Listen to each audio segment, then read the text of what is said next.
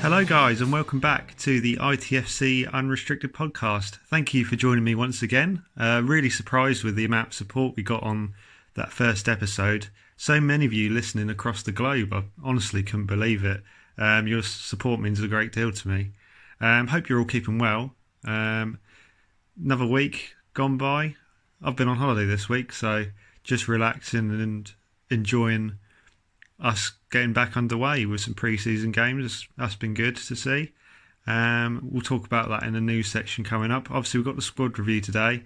As you can see, it's an extra long episode as well. So there is a break during the squad review, so don't feel like you have to sit through this. I know my voice can get a little bit grating probably at times for some of you, but yeah, really long video. So much to talk about as well, especially with our bulging squad that we've got. So yeah, we'll roll straight into the news and go from there. News team, assemble! To last Friday, we've got Barry Cotter. He's training with Leyton Orient. They had a game against Reading's under-23s on Saturday, last Saturday. He didn't feature though. He's in the final year of his town deal and he's only made 2 appearances for us last year. So we'll talk about Barry a little bit more in the squad review coming up. Saturday, Tommy Smith, not the young lad, the favourite, the one who can play, we'd all have a team of. He's on trial with Colchester, as we found out later on the week. But he first featured in a 2-0 home defeat to Gillingham. He's currently without a club after his Sunderland release, where he failed to make an appearance for them. I'm sure many of you would love to have him back at Ipswich Town. Linked with a Town return before he joined Sunderland as well, but for whatever reason, whether it be Paul Lambert or Marcus Evans, they don't seem too keen. A lot of people picking up that he's dropped down a level at Colchester. Personally, I think that's just a way for him to get some first team football locally. Obviously, we haven't made any inclinations to wanting him, so Colchester's the next nearest club. He's still obviously living in Ipswich. But we don't really know what is left in Tommy Smith. Obviously, Sunderland didn't fancy him.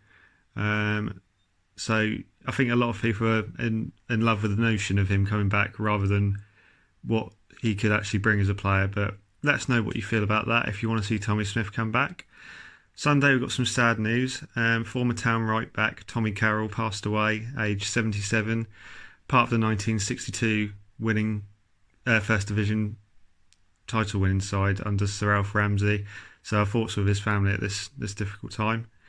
Cole Scouse did an interview with the club's media team, breaking down what's been going on in training with regards to all the precautions they've had to take with coronavirus. Talked about Stephen Ward a little bit, wanting to forget about last season's embarrassment. Where's Paul Lambert been? I think we had about nearly 2 weeks without him. I mean, some of you are probably really delighted about that, to be honest, but I'd rather Paul Lambert be sort of talking about this sort of thing, even if he does chuck in one too many cliches. Monday, all 3 sons are finally confirmed at last. Deals seemingly completed on Friday, but I think they were left until Monday just to announce them all together. Probably just a few final details to iron out. So Stephen Ward takes the number 3 jersey. He signed a 1-year deal with an option for a further year.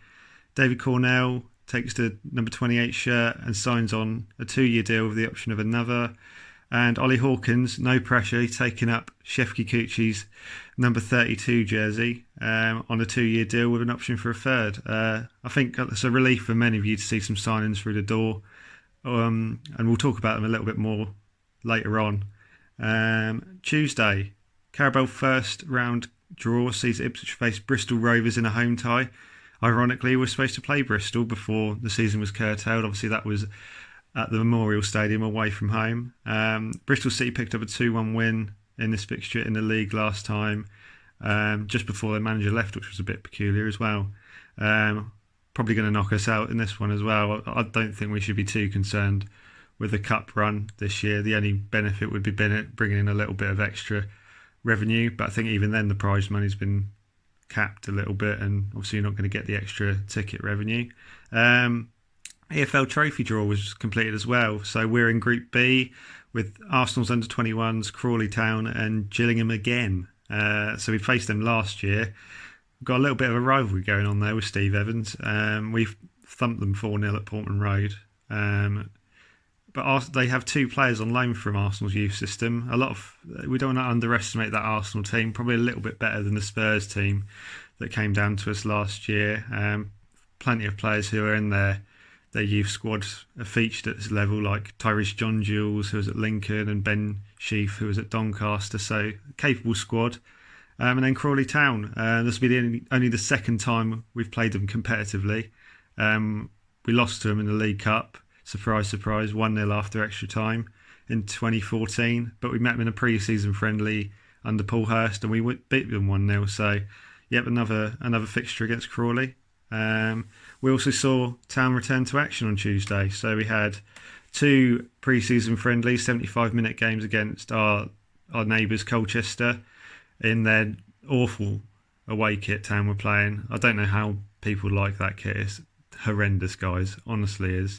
The first game ran out 4-0 winners. Goals from Gweon Edwards, an absolute peach from El Zuni, and 2 from Aaron Drinan.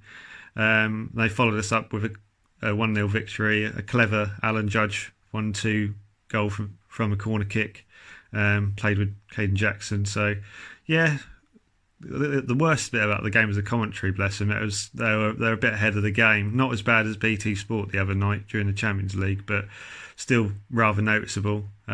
Speaking of commentary, have any of you heard that Spanish commentator in the Wolves Sevilla game from the other week?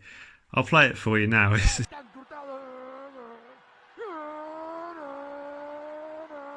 It's tremendous. One of the best things I've heard when Adama Traore is going on a run. So back to Ipswich. It's only pre-season, not trying to put a downer on it, but it's a positive start. I've been a Town fan long enough to know not to read too much into our pre-season form, but it looks like we've got signs of a system and a playing style. It's sort of a 4-3-3 or a 4-2-3-1, depending if we're attacking or defending. We sort of switch between the two. Time will tell. Hopefully we stick with that system as well. Some big news for Ipswich ladies. The FA announced a phased return for fans at non-league level and for ladies teams. So I think it's 10% and it's rising to about 30% a little bit later on. So if you haven't been down to watch ITFC ladies at any point, I'd highly recommend it. It's some really entertaining games. Joe, Kieran and all the girls have done a fantastic job last year. They deserve to go up more than the men's team did, put it that way. And I've been lucky enough to be down at the training ground seeing all the hard work that they're putting in. We all know the terrific cup run they went on, which is no mean feat, really putting the women's football on the map in Suffolk, which is only a good thing. So Thursday brought another quiet day of Ipswich Town news, but building up to Friday's announcement of the fixtures. Finally looking like we're going to be getting back into normality with regards to football. Ipswich's first game will be at home to Wigan Athletic. Really hope that we can get that going. We don't want to see a situation like we did with Bury and Bolton last year where it really disrupted the football calendar, and I hope for the sake of Wigan as much as us that they can get themselves playing again. Obviously they've been raided by clubs left, right and centre. Some of their better players have all moved on because quite frankly they were too good for League One. So yeah, I don't want to look too much into fixtures because you can't predict how these sides are going to play. I don't think anyone expected Wycombe to be where they were last season, fighting for promotion or even for that promotion challenge to last. But we seemingly have a bit of a flashpoint around where we fell apart last year. So that's November going into early December. So I think we've got Sunderland and Blackpool away from home. Then we've got a couple of home games against Hull and Shrewsbury, followed by Oxford and Plymouth away in a 5-day run, and then a home tie against Portsmouth. And I think we've got Peterborough later on in the month as well. So that's where you really want to be looking. You know, we'll be into the season now. We know who the runners and riders are really, unless someone's going to make a late charge for promotion. But that's where we fell apart last year. So we really need to learn from that. Hopefully we won't see ridiculous amounts of rotation. There'll also be the FA Cup first round fixture in there to fit in as well. So that's another thing we're going to have to jiggle and juggle with the fixtures. So Friday also saw Matt Gill come out saying that consistency of style and identity is going to be vital. Oh, yes! They've bloody cracked it! They've actually gone and done something positive this pre-season. Well done, coaching staff. Obviously proof is in the pudding, but shouldn't have took them 18 months to realise this. I think that was the biggest problem with last season. That sets me up nicely for next week as well. So we're going to look at the Spurs game and the West Ham friendly in a little bit more detail next week, as well as sort of a tactical breakdown of the 18-19 season, which is where I think we may be heading with terms of formation and style. And we did okay towards the back end of that season. We just lacked the championship quality to actually get ourselves out of trouble. But we pulled some good results out in that period. So yeah, that's a little setup for next week. So we'll roll on into Saturday and a little bit of talk about the pre-season game against Spurs.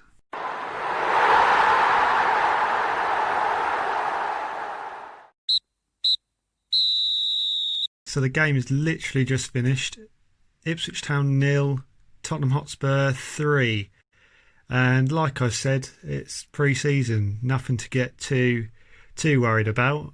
I'd like to say the same for Twitter. Twitter was having a little bit of a meltdown during the course of the game, but you look at the side that Spurs lined up with, you've got players that played in that Champions League final, as well as some new signings coming in, far greater than the calibre of the team that we've got. We're a League One side, as much as we hate to admit it, and Spurs are a Champions League calibre squad with one of the greatest managers of all time at the helm. So like I said, don't read too much into pre-season. I've seen many pre-seasons where we've beat 3 or 4 Irish sides and we think, Christ, we're going to have a good year, and it started dreadfully.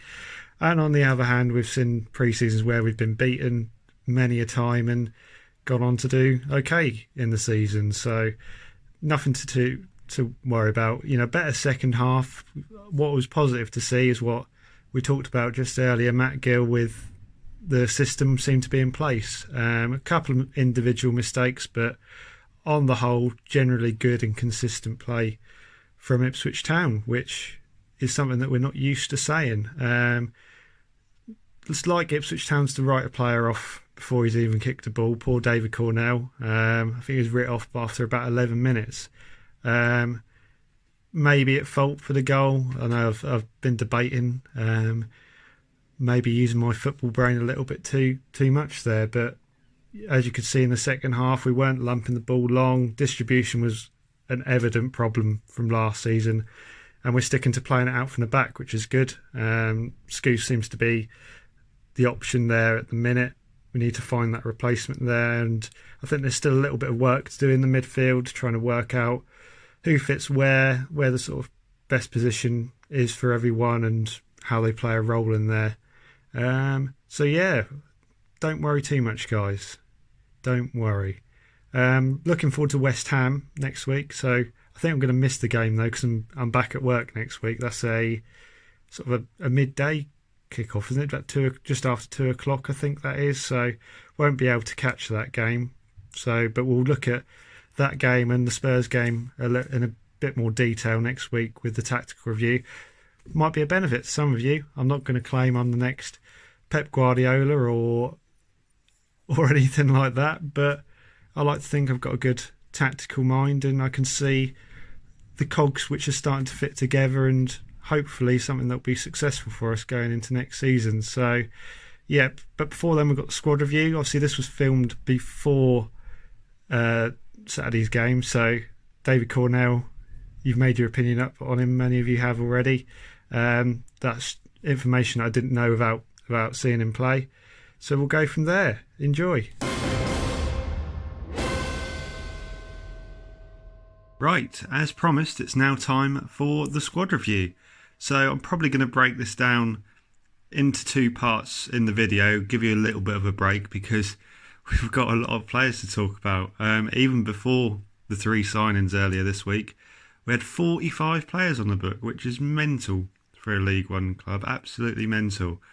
So we'll break it down. We're going to do a little bit, look at some stats as well, sort of from what occurred last season, maybe why we didn't finish where we expected to, and go from there. So the squad, even before the 3 additions this week. Now hear me out. I thought we had a good squad. No, I really did. I really did think we've had a good squad, more than good enough to challenge for promotion in this division. The way the squad was used perhaps could have been a little bit better. And I think it's very much a Swiss Army knife approach that we've got. We've got 11 spaces to fill, and sometimes you might need a knife, and other times you might need a screwdriver to tighten things up at the back. You know, it's that sort of approach, and it's recognising during a game when we need to make that change and change personnel. I'd rather see us have a consistent and coherent playing style, and then you rotate the individuals around that, as opposed to rotating the whole thing and nobody really knows where they stand with that. I still feel we need a few additions. Hawkins, Ward and Cornell coming in will no doubt add to the squad. Very capable League One signings, who we'll talk about a little bit more in their respective sections. But I still feel there's a few faces that we need to see come in. I'd like to see another striker come in. You know, Hawkins has had that year out where he's not played a lot at Portsmouth, been replaced by Harrison and shoved into the centre of defence. I'd like to see someone come in, especially if we have any departures, whether that's planned or unplanned. So we'll go through each department as we go. So we've got goalkeepers, fullbacks, centre halves, centre mids, attacking mids / wingers, and then the strikers. And then we'll have a look at some of the players that have left the club over the course of the summer, as well as some of the stats as well. So we'll start with the goalkeepers. Our first player we're going to look at is David Cornell, or as he likes to be called, Di Cornell. He made 34 appearances last season, keeping 13 clean sheets at League 2 level with Northampton. They secured promotion, if you didn't know. So they, after Project Restart, they were promoted and are in our league next year. Rated the best keeper in League 2 last year by Instat. So looking at sort of save percentages and distribution bits and pieces like that. I've spoken to the guys at the D3, D4 podcast, and specifically their writer Toby Foster, who's a Northampton fan, who's going to give us the lowdown on the Cobblers keeper and how he performed for them last year. So David Cornell is a very confident keeper who commands his box and always makes himself heard to his teammates. He's a decent shot stopper and developed a reputation as being good at saving penalties at Northampton. He was our number 2 for a couple of years, but finally got his opportunity when we dropped down into League 2 in 2018. However, his weaknesses is being beaten by medium and long range shots. His positioning and reactions left a bit to be desired at various points last season. He probably became the most divisive player among Northampton fans, as many rated him highly, but others had major concerns. As a result, a few mistakes in the second half of the season saw him be dropped for Steve Arnold, who has kept the number 1 shirt and was in goal for the playoff run that they had. I've spoke to the guys at D3, D4 as well as Toby. They seem to sort of have a little bit of a different impression. By all accounts, had a good year last year at Northampton, but I think there's still question marks there. But I think that's the life of a goalkeeper, guys. Really, you're only as good as your last mistake. Unfortunately, I think where we lacked last year was probably on the distribution side. I'd say Norris was probably better than Holy on the whole, but unfortunately, Will Norris made some catastrophic mistakes in that season as well. Him being dropped, so Toby said it was down to mistakes, but he is in his last year of his contract. You do have to put that into question, really. Was it purely because of the mistakes, or was it Northampton sort of securing a keeper who's going to be there a bit longer than Cornell was? By all accounts, as I said, he's a good goalkeeper. He's been linked with a championship move. I think Middlesbrough Swansea and Derby were all linked with him. So that goes to show that he must have something about him. Very much reminds me of Bart. Not going to say he's going to reach the standards that Bart did, but a good shot stopper. And then there's questions about distribution, but I'm sure he'll be a capable League One keeper. And I personally think he will start. I think he will play more than Thomas Holy. So that's David Cornell. We'll move on to that man now, Thomas Holy. 25 appearances, 9 clean sheets. A mixed season for Thomas Holy. Probably one of the most likeable players I've ever known Ipswich to ever had. It's a bit like if Forrest Gump was a footballer, I think he'd be Thomas Holy, to be honest. Made some stunning saves at points during last season. But also some heart and mouth moments. I think we all remember the first game of the season at Burton where, Christ, that could have ended disastrously when that goal kick was... His kick was blocked and nearly ended up in his own net. And, he found himself out of the team. I think there was suspicions that there was an injury there as well. Norris came in. Again, he had a mixed spell as well. But, yeah, I think a lot of fans wanted to see Holy have a longer run as a goalkeeper. But when he came back into the team, there was moments where you just think, what the hell is he doing? I remember at Sunderland, he was nearly up on the halfway line, trying to intercept a ball, and you just think, oh God, like, what's going on here? And before Cornell comes in, I thought this was his opportunity that he's really going to nail down that number one place. He's got 2 young understudies who we'll go on to talk about in a minute.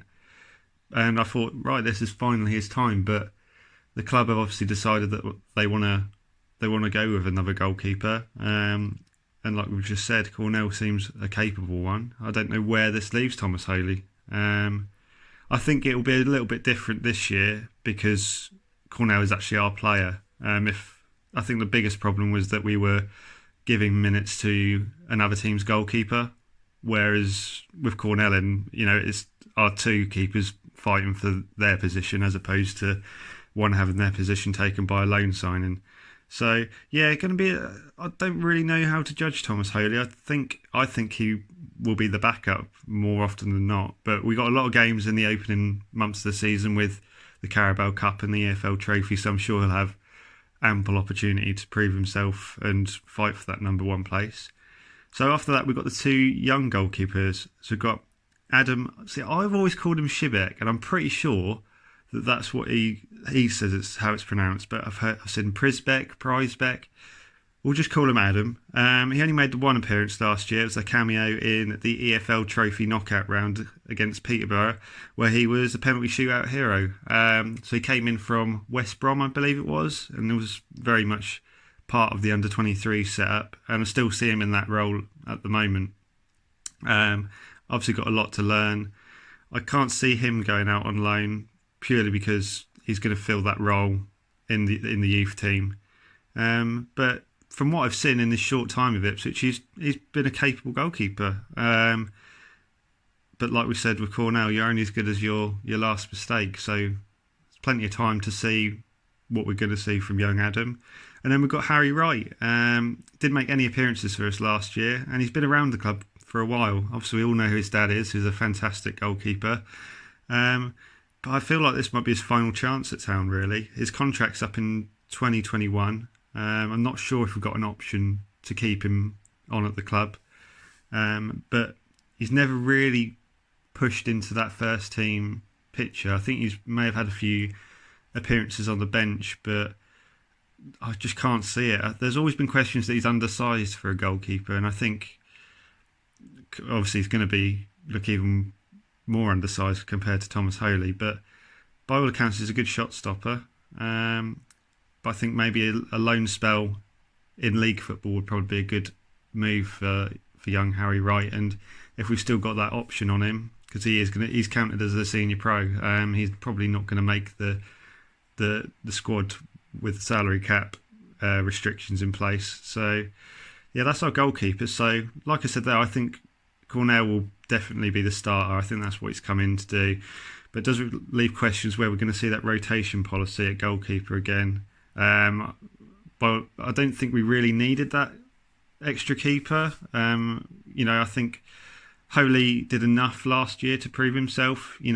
distribution was a little bit questionable at times. We all remember that game at Portman Road against Fleetwood. Well, I say questionable distribution. It was very accurate. It was just a Harry Suter all the time. That was the bigger problem. But yeah, you look at the squad picture now for our goalkeepers, and it's a very strong goalkeeping core that we've got there. I think we're well and truly set there for a long period now.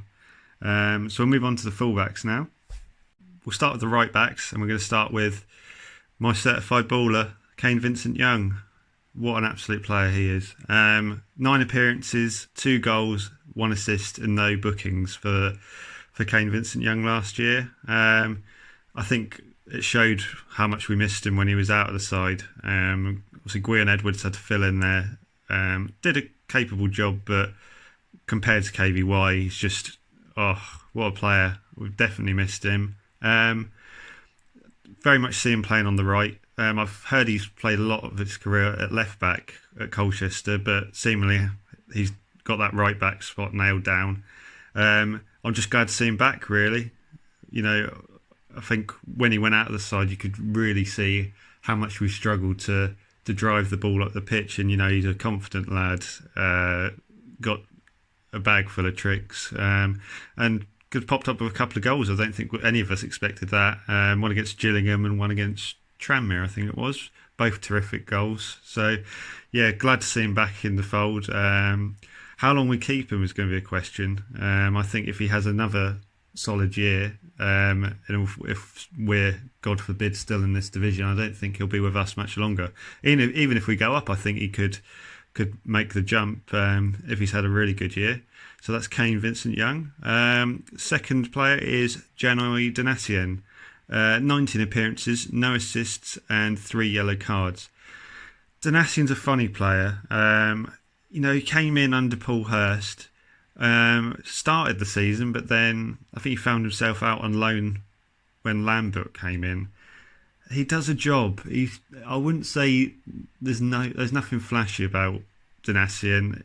When you compare him to KVY, it's poles apart what you're getting in terms of output. But he does a job. I think he's worth keeping around as a utility squad player. You know, his contract's up at the end of the season. We're never going to make the money back that we paid for him. And he's just someone that you can put in if you need him to, really, just to fill in for injuries. He can also play left back or right back. Filled in at centre back, I think, at times as well, but that didn't go too well. But yeah, I don't see much of a future for Donatien at Ipswich. Nothing more than squad player. So we've also got Barry Cotter. So he made 2 appearances, which were both in cup competitions. So one was against Peterborough, where I thought he looked phenomenal, really. A little bit raw that you could still see, but bombed on well and got forward well for a full back. But then he came in for the replay at Portman Road in the FA Cup against Coventry, and I think nobody really had a good game in the heart of that defence. So yeah, he's been around a while, young Barry Carr. I think there's always been questions about his attitude and application, but he's gone on trial with Leyton Orient. They played against Reading's under-23s, as I mentioned earlier. He didn't feature there, but I think that's probably his future, really. Whether that's on a permanent deal elsewhere or a loan spell, he just needs to get games to see what player we've got there, really. I think he's got all the sort of intangibles of a good modern day fullback, but maybe just needs someone to believe in him and push him in the right direction, and hopefully a loan spell could help him out there. So that's the right backs. So now we'll move over to left backs, and we've got our new signing, Stephen Ward. He made 15 appearances for Stoke as they remained in the Championship. A solid and experienced option, really. 35 years old, or he will be very soon. A step down can always work wonders for an older player. I think we've seen it where, you know, I think I mentioned last week we had Glenn Whelan dropping down. He looked more than comfortable at League One level, and we've seen that. I think even Chambers, you know, going on to him a little bit later, dropping down division probably helped him out a little bit. I think it's a short-term solution by all accounts. he's 35. We've got him on a 1-year deal with that option of another. I think we just need to keep that seat warm until we've got a solid option coming through our academy, who we'll talk about in a minute, or we decide to invest in that position. I think that's kind of 6 out of 10 kind of player he was at Stoke, where just dependable, nothing flashy, but dependable.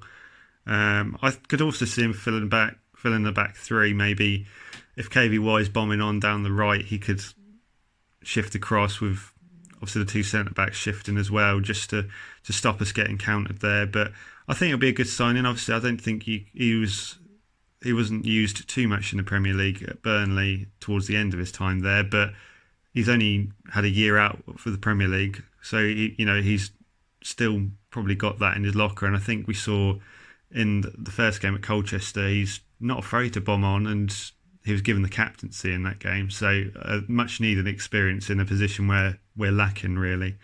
Next one up is Miles Kenlock. So he made 17 appearances, got 1 assist and a yellow card. I still don't think he's found his groove. I really thought the last 2 years maybe he could nail down that first team spot. He had a decent start to last season, in that run where we were unbeaten. He was playing left back, but once we changed formation to playing three centre halves and the 2 wing backs, he was completely out of favour. The last time I remember seeing him was at Peterborough when they absolutely tonked us at Portman Road, and he came on to replace Garbutt, and he had a torrid time, bless him.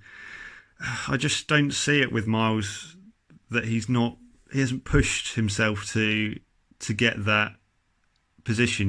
We've been blessed with some fantastic left backs over our time, Cresswell, Mings, and going back before that, you can probably write down a whole list of names, but Miles has just really not established himself in the first team, and I think this could be the final opportunity for him, really, if he'll get him beaten by Stephen Ward, who is 35 years old, obviously probably seen as a better player, a more experienced player.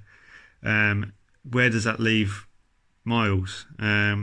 Like I said with Holy, I think there's going to be opportunities in these opening months for him to get more game time, but I think hopefully this lights a fire under him, getting Stephen Ward in and the young lads who we'll go on to in a minute behind him. He needs to push himself.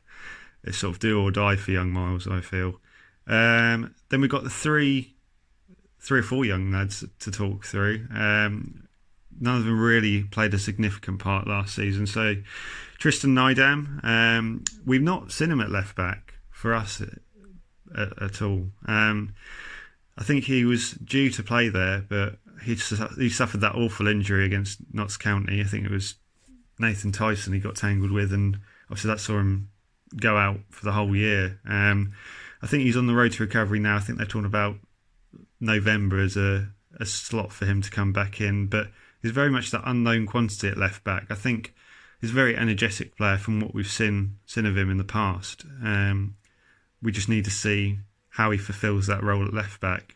I think he has all the skills to do it. It's just if we nurture him and put him in the right frame of mind to play that position, he could work wonders for us there. And coming in November, maybe when we might have an injury there, or even if legs are getting a little bit tired, then he could work wonders for us there.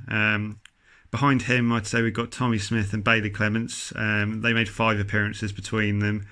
I think they're very much still in their youth careers of their time at Town. Tommy Smith, by all accounts, had good reviews. I think he had a good spell at Bury Town. I think the academy staff there and at the club rate him highly. Bailey's played a few games in cup competitions. I think it's hard to judge him, really. Sometimes has been coming against better and higher level opposition. I think he played against Luton last year, so obviously had a bit of a torrid time there. The final lad I want to talk about is Dylan Crowe. I think I spoke to Joe Fairs from Blue Monday. I think he missed the whole of last year with an injury, and he was coming through before that and being linked with moves to Arsenal and Benfica. I think Dortmund were linked as well.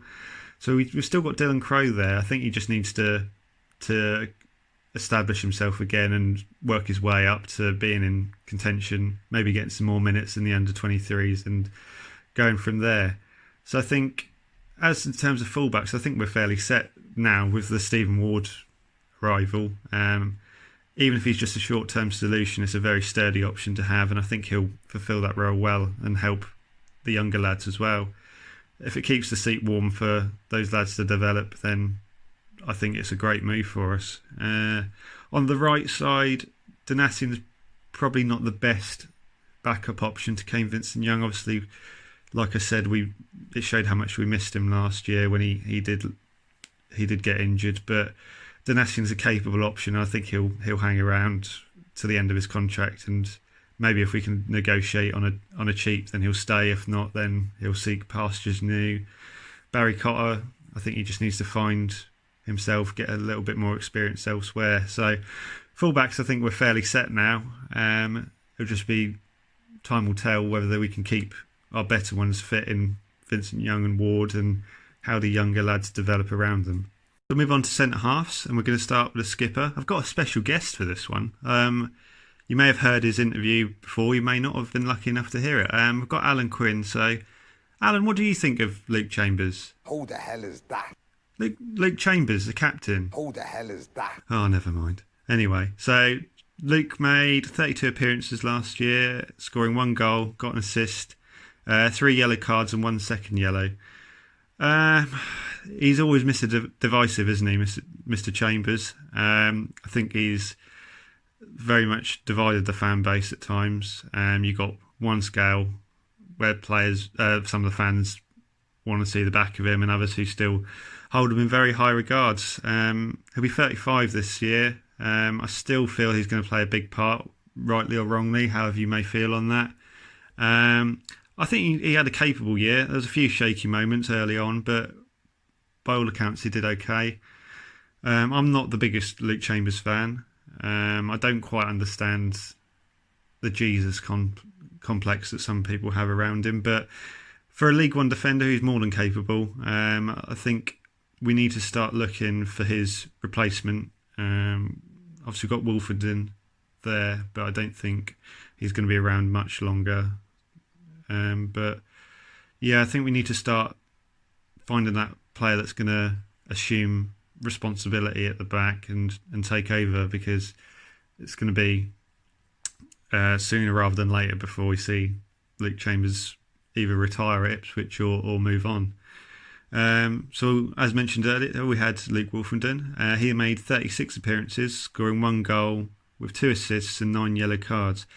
Absolute breakout year for Luke Wolfenden. I thought he was terrific. We all wanted to see him at the back end of 17-18. I think he came in and we thought he was going to get his opportunity under Paul Hurst, but he was moved out on loan to Swindon, had a good year there, and I think that helped him massively coming back to us. Arguably one of the best players of last season. Still needs to learn and develop his craft. I think League One is probably a good level for him to have another year at. You know, there's some savvy players down at this level and some big physical lads as well who are going to give him a tough time. He committed to a new contract in the summer, so good work by the club there, getting him tied down, protecting our asset there, which is going to help us when his time at Town comes to an end. No question he'll be starting week in, week out so long as he's fit. I just worry how long he's going to be at Town, really. We had the Sheffield United links there in January. I'm sure there's probably been a little bit of interest over the summer as well, but an absolute star turn really for Luke Wolfenden, and I hope he continues to perform at the levels he did and progress with us. James Wilson is the next one. I don't think anyone expected him to make 31 appearances for us last year. Didn't score any goals. Same as Chambers, 3 yellows and 1 second yellow. Real surprise package. Unspectacular. I think very much a Ron seal of defenders. Does exactly what you'd expect a defender to do, but no frills about it. Just does the basics, really. He does a job, I think, but now he needs to be part of the rotation. rotation really. Very much third choice centre back at the moment, I'd say. He's in the final year of his contract. I'd say he's very much in the role of Donatian. It's someone you don't really want to be seeing week in, week out. He will deal with, he will clear the ball, make some solid tackles, but he's not going to be one of your high class centre backs. And there's a lot of players we could probably bring in who will help us and develop in the heart of our defence for years to come.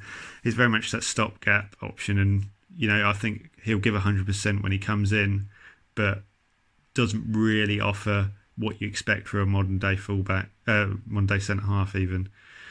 Toto Nsiala, oh bloody hell! I made myself look a right fool with this all summer, didn't I? 9 appearances, no goals, 4 yellow cards.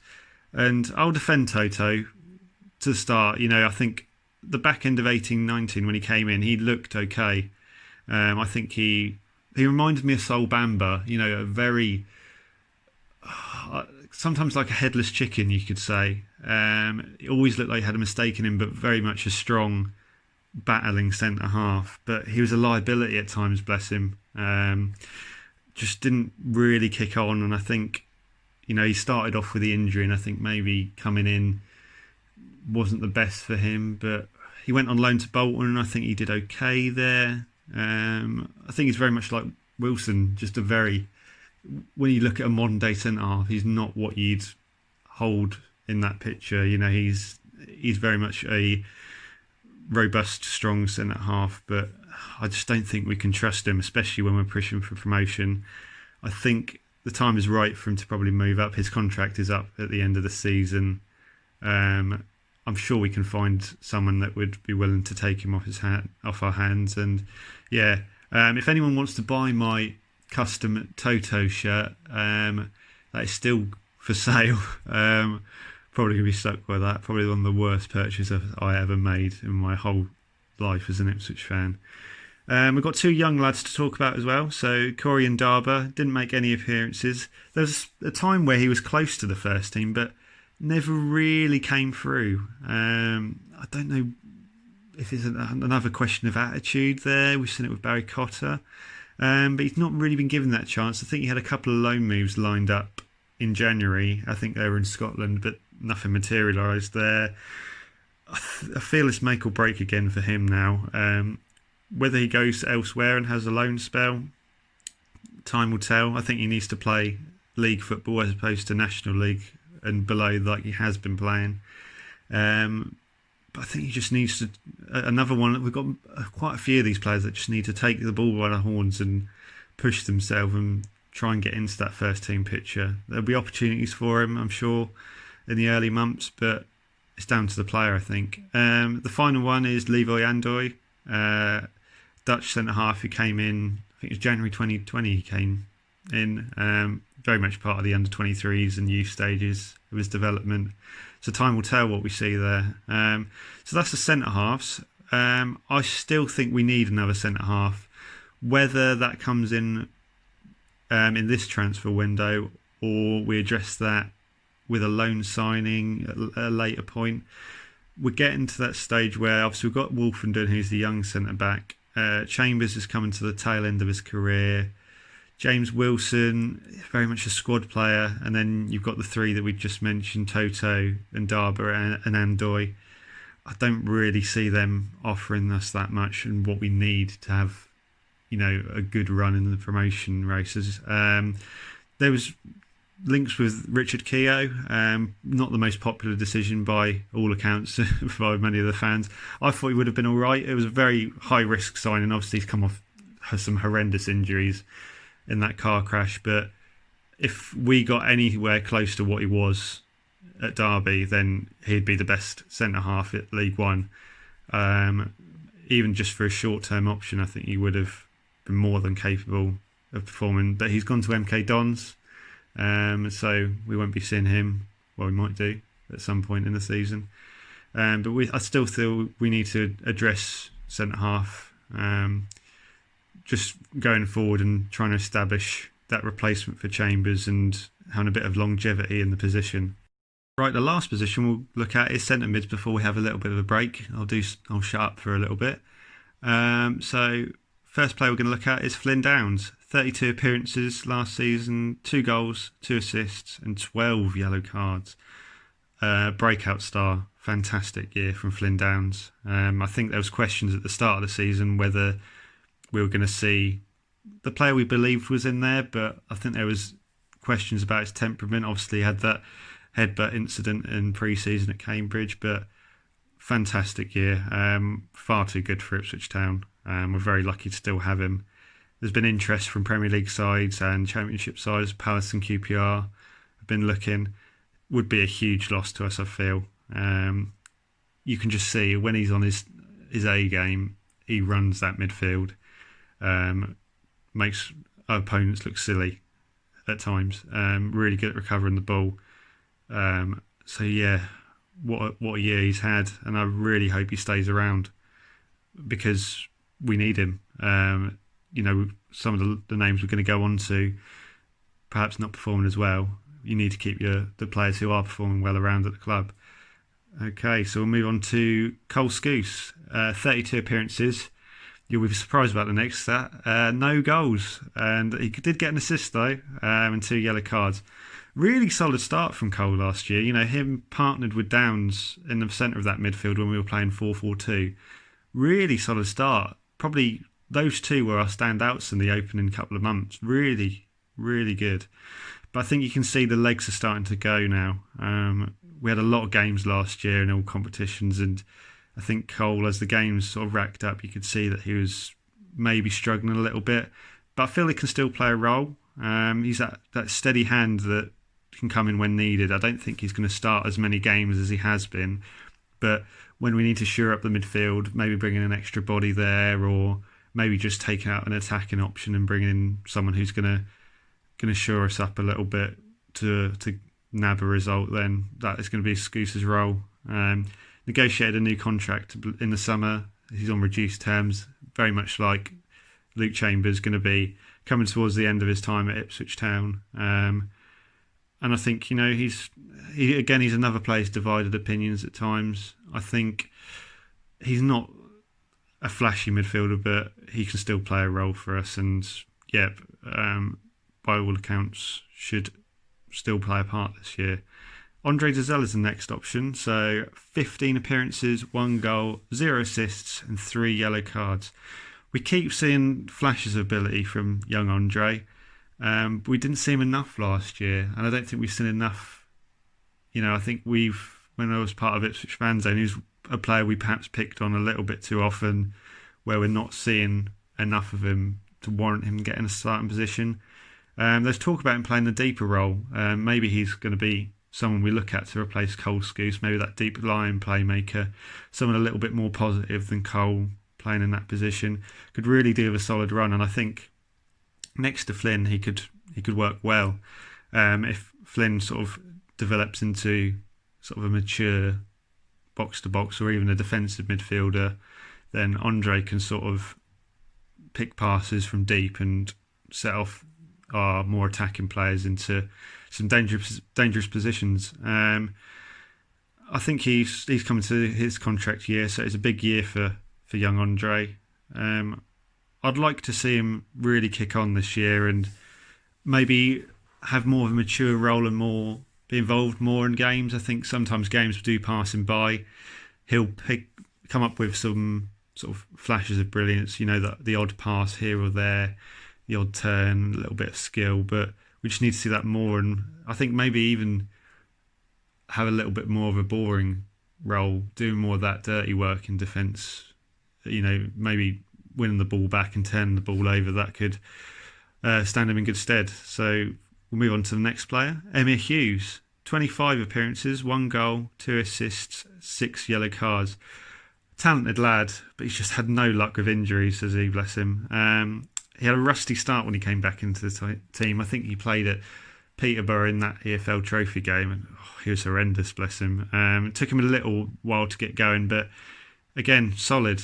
I think he's another one you'd look at to sit in that deeper role and pick passes from deep. Big, strong midfielder. I think maybe he's lost that box-to-box element that we had from him when he first came in on loan all those years ago.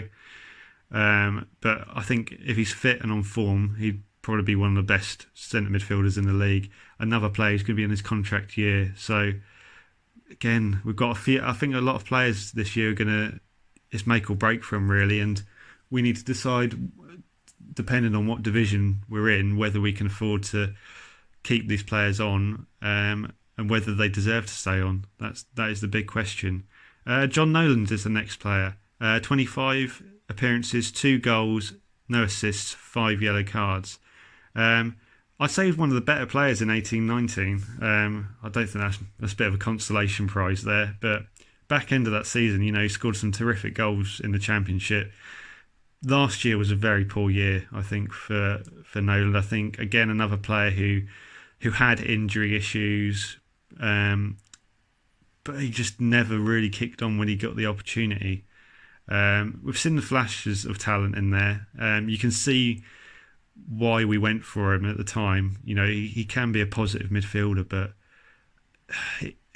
we're not seeing it enough. And I think, personally, out of the midfielders we've got, you look at who we've got on the cards and maybe some of the younger players in the more attacking positions who can drop into centre midfield as well.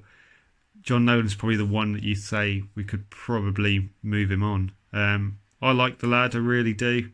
But like I said, last year wasn't a good year for him. He was linked to a move to Blackpool in January, so God, that would have been a sight. That bright orange hair and that tangerine kit. But I think the problem is you know what's going to happen. If we were to let him go, he'd be the type of player that'd pop up and play for a side and end up costing us deeply down the line. So, yeah, tough role for John Noland. I hope we can see the player that we did have in 18-19, but it's a big year. I've said it a lot. It is a big year for him. We've got a couple of young lads to talk about as well. So Brett Mcgavin made 4 appearances, 1 start. That was against Fleetwood. God knows why he was chucked in there, poor lad. Really tough role for him to come in. Mainly made cup appearances. Looks neat and tidy. I think he'll be one of the players to benefit for all these early games in the season. Would like to see a little bit more of him. See what he's about. I think he's probably been moulded in that deeper role, just recycling the ball, giving it to players that can do a little bit more damage. Just needs to probably learn how to read the game at a professional level rather than what he's been playing at youth level. And then we've got Liam Gibbs. Only made 1 appearance. That was his substitute appearance in the EFL Trophy against Colchester. Don't really know a lot about Liam Gibbs. I think he was captain in the youth levels, sort of under 15s, 16s, but I think he's been a squad player in mainly the other youth teams. You do wonder what we're going to... There's a few of these young players who are on pro deals who've not even sniffed the first team, and Gibbs is one of them. I think a loan spell would no doubt help him in his development, maybe at the National League, and then we'll go from there. And the other one is Tommy Hughes. He made a few more appearances. I think he scored 1 hell of a goal for the youth teams, which was banded about on social media. Another player who you feel probably needs a loan spell before he breaches the first team.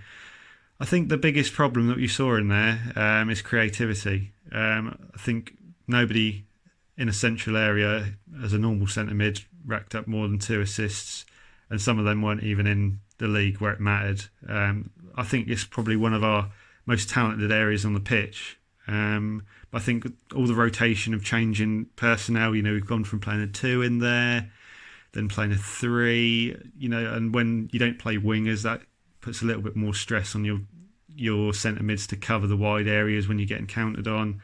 It's a really, really tough time for them. I'd like to see us settle where it's a 4-3-3 or a 4-2-3-1, where you've got a consistent pairing or partnership of players in there, playing a consistent system, and they're going to know what is expected of them, really. I'm going to talk about the stats a little bit later on. That sort of supports my argument. Stats are good for that. You can sort of pad out an argument with a few stats, makes you look a bit more professional. So yeah, we'll call it a break there, guys. I've done a lot of talking. Definitely need a drink after all that. And we're going to resume with the attacking mids and wingers, strikers, and then we'll go through the stats as well. So yeah, if that's going to be it for you guys now, you can pick this podcast up at a later point, or just go and make yourself a cup of tea and come back. See you in a bit, guys.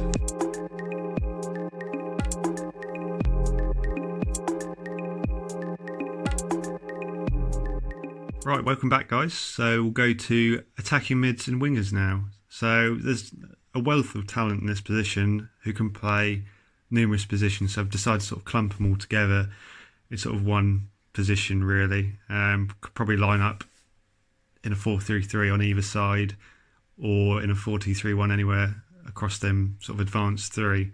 So the first one we'll look at is Alan Judge. 34 appearances, 4 goals, 5 assists. We've seen flashes of his Brentford days. Some really good performances. I think Accrington Stanley was a standout one where he played really well. Ultimately a better player when he's playing in that number 10 role behind a striker. But we haven't seen him enough in that position, I don't feel.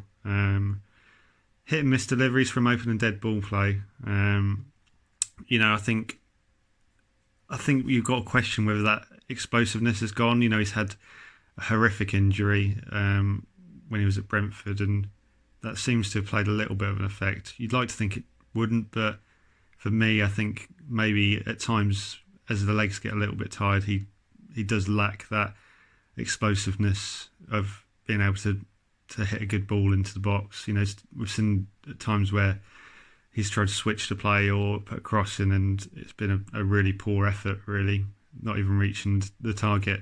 He is in his contract year, so he's going to be one of these players who needs to have a good year for us, and we need to consider how much we value him. If you're looking at 4 goals, 5 assists, that's not dreadful. Not an awful year. Certainly needs to see a little bit more from him, I feel. Maybe taking up the slack where Garbett was, chipping him a few more goals and assists from his set pieces. But yeah, hit and miss from Alan Judge. A big year for him. The more he plays in that number 10, I think the better we'll see from Alan Judge. Teddy Bishop is the next one. 10 appearances, no goals, no assists. So he came back towards the back end of the season. Really good cameos, I thought. Changed some games and turned them on the head, really. Tranmere is the one that always stands out, replacing the aforementioned Alan Judge. Really was key into how he turned that game around and ended up winning that game, driving at the Tranmere defence and giving them a world of trouble. Needs a run after some really long spells out with injury, and I really hope he can. Positive signs in the game against Colchester looked really, really tidy. He's also in a contract year, but I think this will be a big year for Teddy. He's going to be key. Whether he plays a little bit deeper, sort of an 8, or plays as a number 10 with Alan Judge, time will tell. But getting up to support the strikers, I think there's someone what we've missed, someone that's going to contribute with both goals and assists for us. So looking forward to seeing Teddy Bishop back in the fold at Ipswich Town. Armando Dobra is the next one. 8 appearances, 1 goal, 3 assists. They all came in cup competitions, the goals and assists. He signed a new deal recently. There was worries that he was going to move on, and you look at the sides that were looking at him. Leeds, Atalanta, I think was another one, who've got terrific youth setups and belief in their youth academy. So it just shows the sort of player that he is, and he's that type of player that gets bums off seats, really, always makes something happen, and he looks a real threat, whenever he picks up the ball. I think we've all seen that goal against Cardiff's under-23s where he turns into Lionel Messi, takes it past 2 or 3 players and finishes well. And that's, again, another player that we haven't had, someone that's not afraid to take people on. I think he still needs to develop a little bit more decision making. Probably could benefit him from being a little bit better, but by all accounts deserves his shot, and I'm glad we managed to tie him down to a contract, because I think he's going to have another big year. Idris El Zuni is another one who I'm expecting big things from. So he had 9 appearances, 1 goal and 2 assists. And he had a really good loan spell at Cambridge, which was sadly cut short by injury. Glad to see he's back for the start of the new season. He's a different kind of player to what we've got. Sort of that X factor that, again, I think in that Teddy Bishop and Dobra mould we have lacked for a number of years. Got a goal in him, which is really handy to see. And creatively, he looks like a solid option to have. Set up Luke Chambers as equaliser against Peterborough from the corner. So hopefully we're going to see more of El Zuni as well as Dobra going forward. Now this man, I'm sure his dad's listening, Stephen. Jack Lancaster, how we missed him last year. Probably the shining light in an otherwise abysmal 18-19 season when he came through. Sadly missed all of 19-20. I think he was just about ready to come back before the season was stopped. He's going to be like a new signing. Whether he lines up on the wing, I think he could even play anywhere, like I said, in a 4-2-3-1 across that attacking three. He's going to be a real asset to us. I think, again, like the players we've just mentioned, someone that's not afraid to take players on, not afraid to have a shot. He's going to have a good year. I'm looking forward to seeing him back. It seems a long time since we've seen him. So yeah, good to see Jack back fit again. Gweon Edwards. Now, a lot of people are writing Gweon off. He made 35 appearances last year, 2 goals and 1 assist with 10 yellow cards. Did out to right back, really unfairly, I think. He struggled there at the start, but I think he adapted over time and was a good option. He had 6 goals in 18-19, and I think he's, again, in line to be a good contributor if used correctly. I think we've only seen him on two occasions as a left winger, which is where he had his most success at Peterborough. We just need to see him there. He's been linked with championship moves. I think Hull City, when they were in the championship last year, were linked with him. We've seen them resurface again this summer. So it just shows the lad has got talent, and teams can see that. We just need to use him a bit better. I think you could say that for a lot of members of our squad.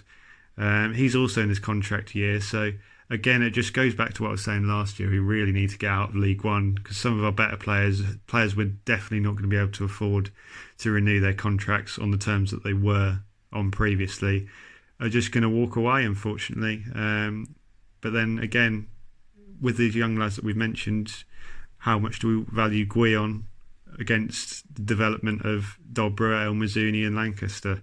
That is the question that needs answering. I think he's more than capable of contributing for us and will be a real weapon for us if used correctly. We've got 2 young lads to talk about. So we've got Kai Brown and Ross Crane, both likely to be involved in the under-23s. Brown's in his contract year, probably going to see maybe a loan spell again. And Crane joined in the summer. I think he joined from Bury Town, wasn't it? So yeah, another player who's trodden that path along from Bury. So very much going to be part of the future as opposed to this season. So looking at that position or that group of players, I think a lot of people would like to see a left winger come in. Ben Woodburn's been linked recently, someone who could probably fill that void.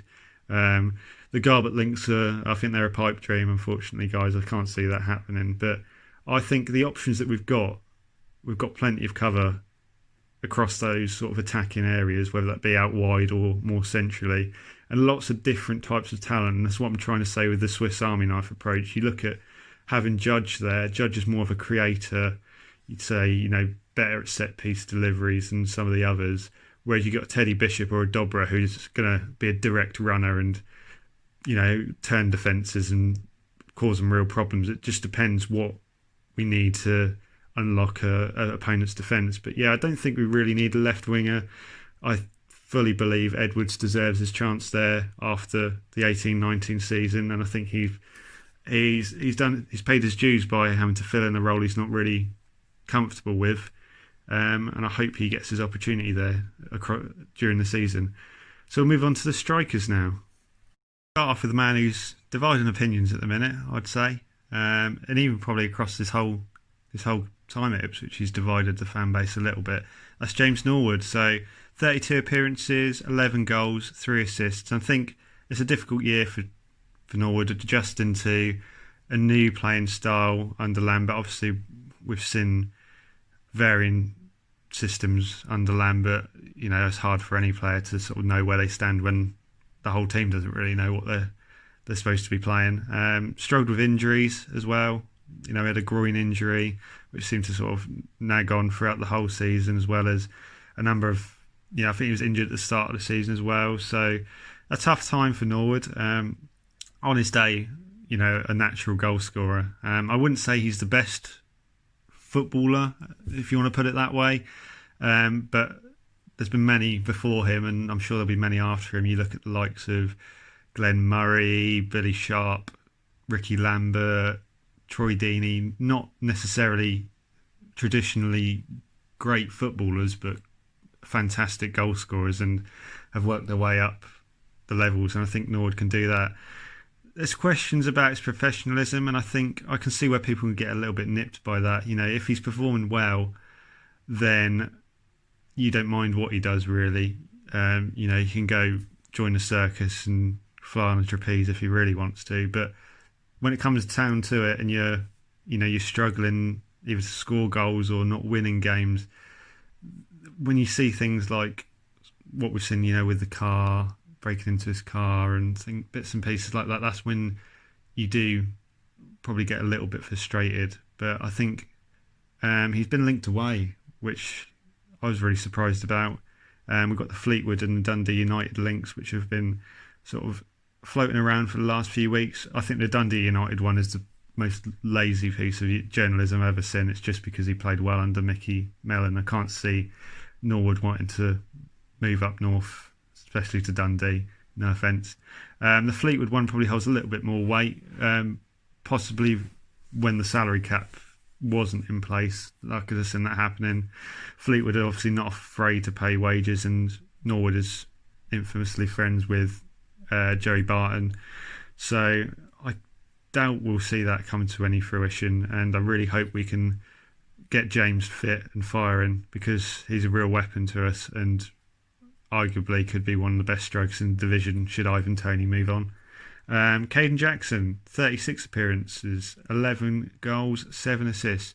Really good year from Kaden. I think we saw flashes of it in the Championship. You could tell he wasn't the greatest finisher, and that sort of cost us greatly at Championship level.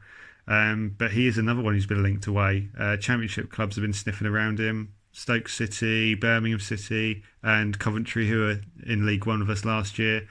I've heard bids have been in for him as well. So maybe a matter of time before we see him move on. Obviously, we tried to negotiate a new contract with him before the cap came in, I feel. But it didn't. He didn't agree to it. He has recently changed agents to the same as Kane Vincent-Young, which is where I think we might see another departure later down the line if he has a good year. But I think there's a small minority that don't really rate Jackson. I know there's a few on Fanzone who aren't the biggest fans of Kane Jackson, Lou specifically, but I think it's a really solid year, and I'm not surprised that he's been linked away, because 18 goal contributions is fantastic at League One level, and I think clubs would be crazy not to even inquire about a player putting up those sorts of numbers. But hopefully, I'd like to see him stay. I think he could. Is another one of these players that could be used to help feature on the left, maybe sort of as an offset forward, arriving into the box late. I think he played that role at Accrington as well, so that would be a good role for him. But yeah, that contract's looming over. There is an option we've got on him there, but another one of these players that you think if we don't go up this year, then he's not going to be around to be here in League One if we're. I don't even want to think about it, if we're still here in a year's time.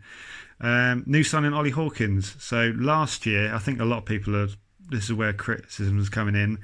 Only made 7 appearances and didn't register any goals, but a lot of that time was spent playing as a centre half. The year before that, 39 appearances, 7 goals, 9 assists in the 18-19 season. So 6'5" striker turned defender. I like that versatility, but it seems he's coming in from his interview. He's trying to find that buzz again, and I think we'd be stupid not to use him to his strengths as a support striker. He's another player I've spoke to other podcasts about. Pompey News Now and the P04 forecast has given me a little bit of lowdown on Ollie Hawkins. So Hawkins was at his most effective at the beginning of last season. So this is talking about 18-19. Pompey started the season on fire and were several points clear at Christmas. This was mainly due to the front three of Hawkins, Lowe and Ronan Curtis. Although Hawkins didn't score the goals, he did take up defenders and create space for the more influential pair of Jamal Lowe and Curtis to create and score goals. He is at his best if he has direct runners playing either side of him. On the flip side, there are plenty of reasons why Pompey fans were split on Hawkins. His inability to be consistently clinical in front of goal has certainly cost Pompey some valuable points over the last 3 years. Furthermore, considering he is 6'5", his heading and hold-up play can sometimes be underwhelming. Finally, my main issue with Hawkins is that I believe he could have added so much more to his game. Fans who liked the big front man were happy with him merely taking up defenders and occasionally winning headers. If he could improve his link-up play and finishing ability, it would have given Pompey a more dynamic side to their game, rather than relying on Curtis, Lowe and others. So they feel Hawkins as a lower League One player is best. He's good to lob on if you need a goal in the 60th minute. However, if you're looking to build a team around him, you'll need special wide men to latch on to his wayward knockdowns. So I feel that they're probably being a little bit harsh on him. That role is very much underrated in football. I think we've seen a fair few players over the years probably a little bit more clinical than what Hawkins is.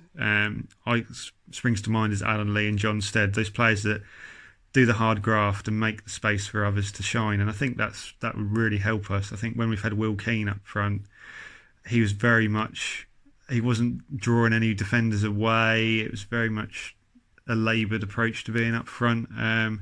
I've seen that he's very good at pressing and recovering the ball up front as well, which would be helpful for us. And if it gives those that we've mentioned in their attacking role more space to work, then I can only see that as a positive. I don't expect him to start week in, week out, but I think he'll be a dangerous asset for us. Defending in both boxes is also really good. So set pieces, I can definitely see him as part of the zonal marking system on that 6-yard line, just being an absolute threat there to deal with any balls coming in from our opposition. So I think he fills that role a bit like Akinfenwa did for Wickham last year. He's not going to be a starter week in, week out, but you chuck him on and it's something in the back of the mind and a worry for defenders when he's coming on. A 6'5" striker is an intimidating person to bring on.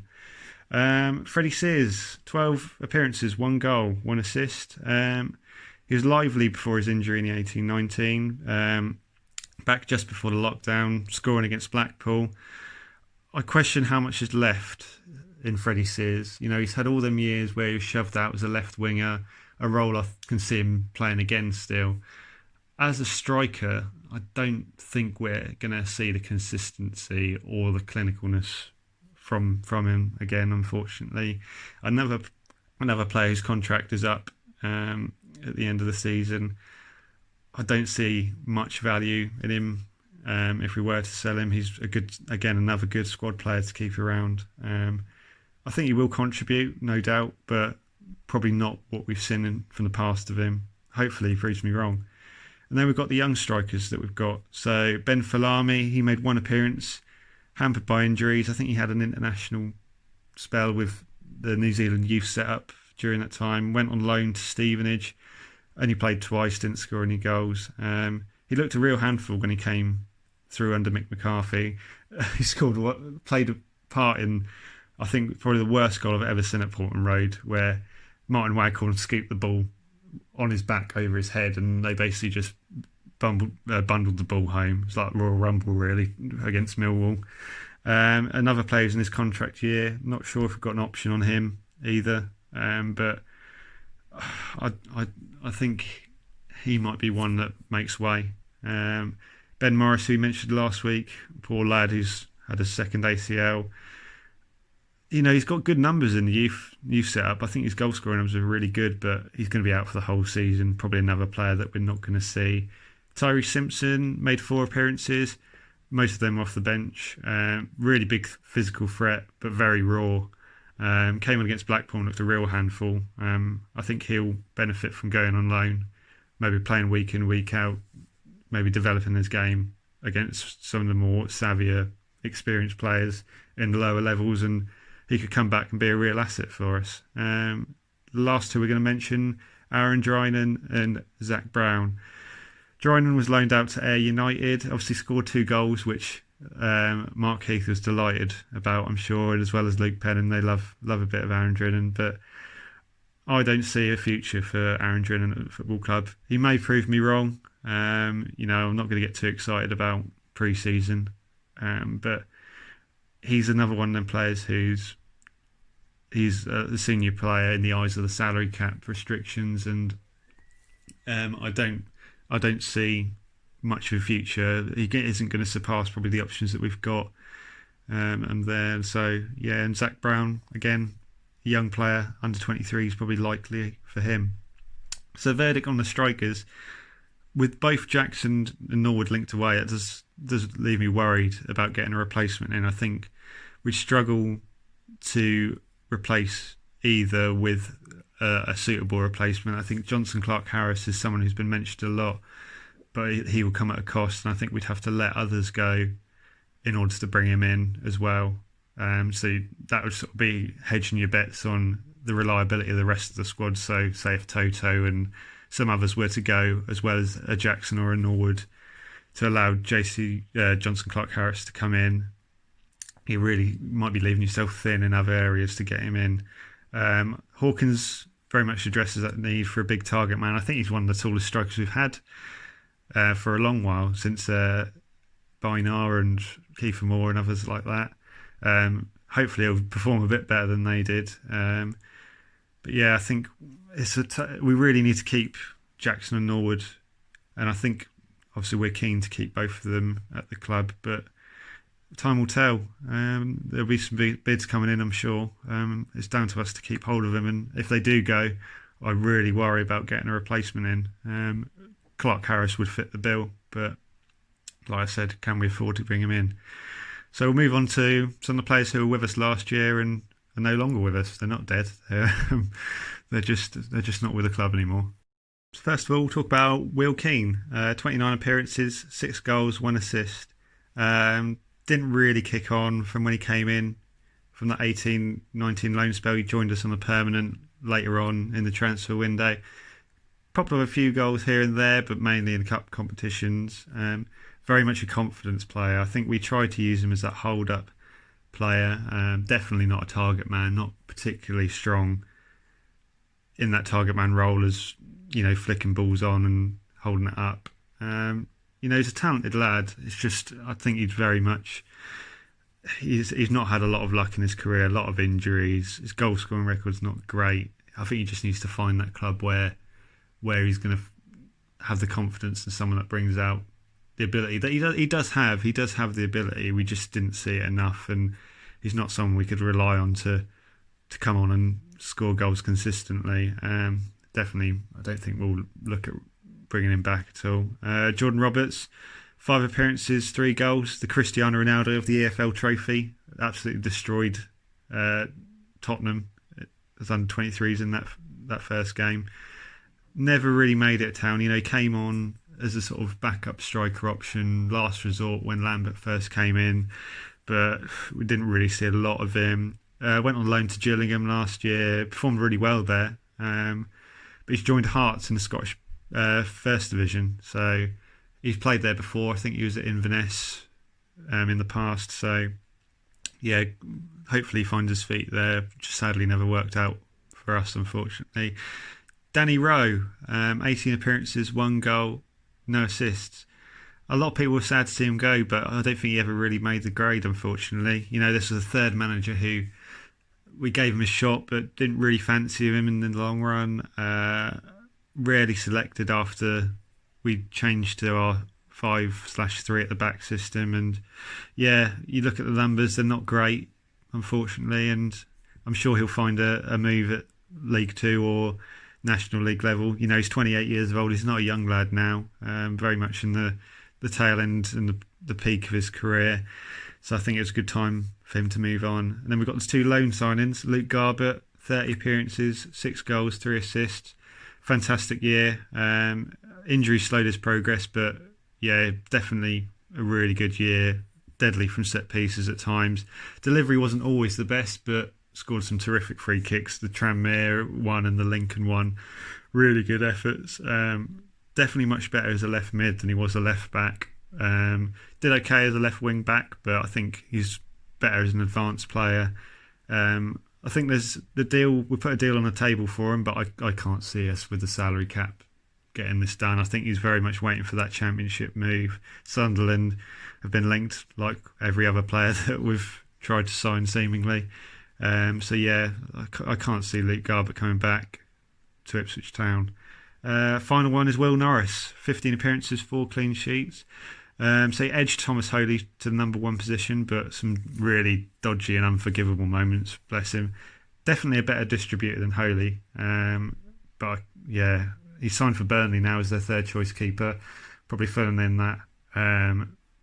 A lot of teams seem to be going for a 3rd goalkeeper. I don't really know why. The big clubs are doing it for their homegrown quota, but I don't think Burnley have got a problem there.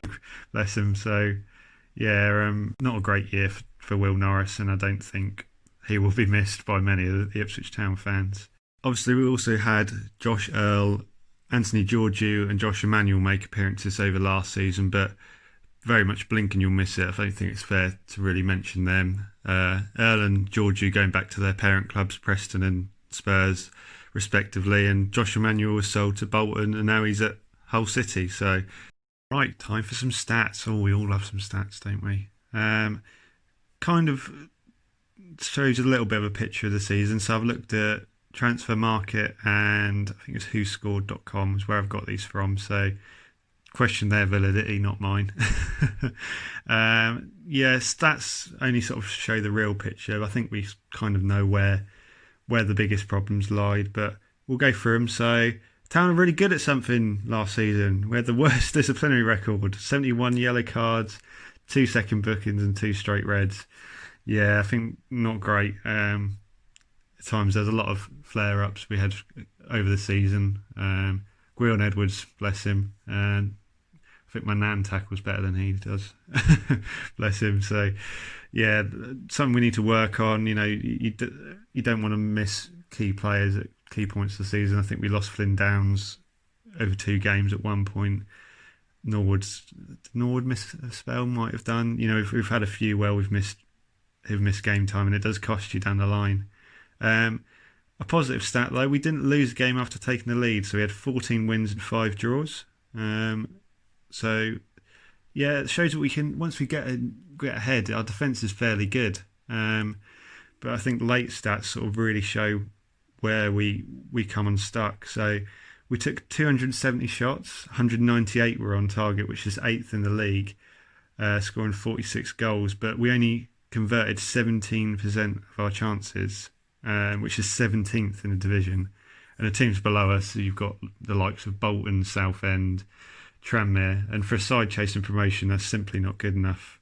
You know, we had 56% average possession. You know, we've had a lot of the ball, but just not putting the ball in the back of the net where it matters. I looked at our creative numbers in midfield. So after Judge, Garbutt and Gazelle, the rest of midfielders are producing less than a key pass per game, which puts them out of the top 100 players in the division. We're just not seeing those creative numbers, as I said in the squad review, from the midfielders. And I think a lot of that comes down to who's playing consistently and having a consistent system. You know, when we were playing 5 at the back, you haven't got, we haven't got the players out wide. You know, usually you'd have two wide players on either, you know, a player on either side in the attacking positions. But when you haven't got them there, that puts a lot of pressure on the centre mids to deal with that as well.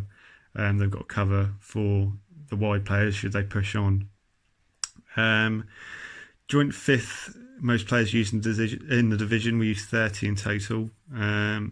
So yeah, I think, I don't want to read too much into stats because you can easily twist it to what you want to say. But how I would summarise us looking at the stats, I'd say we had a fairly wasteful attack, and the poor numbers from our midfielders contributed to chances and goals is a telling tale.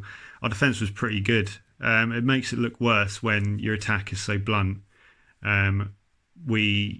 It puts a lot more pressure on your defenders to keep clean sheets out if you're not going to be going up the other end and scoring. I think that was very telling early on in the season. I look back at where we played Fleetwood, MK Dons, where we just got those narrow leads and we were just hanging on. And if they'd probably been in a better vein of form, they probably would have beat us or got back into the game at the very least.